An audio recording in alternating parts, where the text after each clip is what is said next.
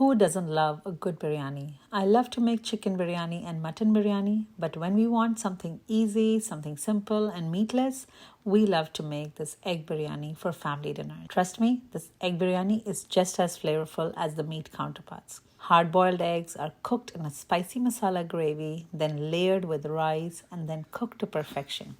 So let's learn how to make this egg biryani. We start with boiling the eggs. You can boil the eggs on the stovetop or in an instant pot if you have one. Once the eggs are boiled, transfer them to cold water for about 10 minutes until they are completely cooked. Then we'll peel the eggs and make some shallow slits in the egg. This helps to get the masala penetrating into the eggs and get them, nice and spicy. Then we will now soak basmati rice for about 20 to 30 minutes. Once the soaking time is done, take a large pot and boil water in it. Once it's come to a rolling boil, we'll add salt, whole spices, and drain the water from the basmati rice that was soaking and add the basmati rice to this boiling water. Cook for about 6 minutes, then drain the water immediately so that the rice don't overcook. We want them to be about 70% done. Then we'll soak saffron strands in warm milk and set them aside for about 10 minutes. Now is the time to fry the eggs. Heat a pan and add 2 tablespoons of oil in it. Add the eggs to the pan and we'll add some spices, turmeric powder, some red chili powder and salt. Saute and stir until the eggs are coated with the spices and they are slightly blistered. Now remove the eggs and set aside. Now this step actually helps the eggs to retain their shape when we are cooking the biryani and not break down. Now we'll make the biryani sauce.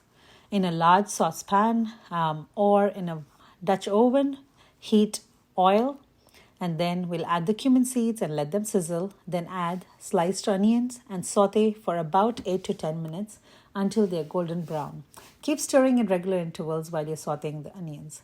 Then we'll add the ginger, garlic, and green chili peppers. Stir them and saute for another minute. Add in the tomatoes and all the dry spices. I've used turmeric, coriander, red chili, garam masala, and salt here. Stir them all well and saute for 3 to 4 minutes. Now, once the masala is all incorporated, we want to reduce the heat to low before we add the whisked yogurt.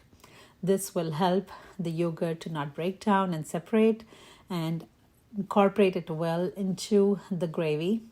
Cook until, you want to cook while stirring continuously for about a couple of minutes, and then we'll add some water to get a nice gravy consistency. Now we'll add half of the mint and cilantro leaves and lemon juice. Stir them all nicely into the masala. And now we'll add the fried eggs we had kept aside before. Arrange them in a pan around the edges and at the center nicely. Spread half of the fried onions on top of the eggs. You can fry the onions at home or buy store-bought fried onions. Also, we'll add more mint and cilantro leaves here. Then we'll layer the parboiled rice evenly on the top. Make them flat using a spatula. Then drizzle some ghee over the rice. Drizzle some saffron milk. And then spread the rest of the fried onions, mint leaves, and cilantro leaves. Cover with a tight lid and cook on the lowest flame for about 15 minutes. And once that cooking is done, your egg biryani is ready. I like to let it rest for about 5 to 10 minutes before we start serving it. When you're serving, make sure to dig deep to get all the layers with the yellow rice, the white rice, and eggs all in one scoop.